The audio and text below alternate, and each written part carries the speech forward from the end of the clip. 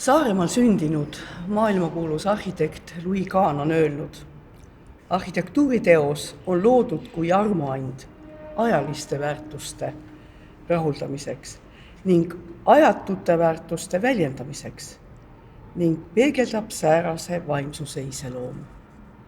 Nii see on. Vaimsus, loovus, anne on loomemajanduse alus. Disain, arhitektuur, mood, toidukultuur, turism, muusika, festivalid. Lisame siia juurde veel Läänemere piirkonna sünergia ja eeskujud. Aasta oli 2012. Helsingis sai maailma disaini pealinn, World Design Capital. Ja meie hõimuvellet tegid suurepärast tööd.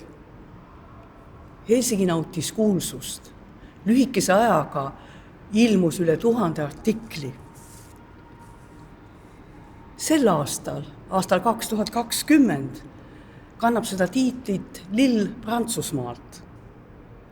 2022 on valmis Valencia, mereäärne linnkaunitar Hispaaniast. Tartus saab peagi kultuuripealinn. Tallinn on Euroopa kultuuripealinna tiitlit juba kandud ja kandis seda väärikalt. Aga kuidas kõlab Tallinn, the world capital of design, Tallinn, maailma disainipealinn? Kõlab uhkelt, teeme ära.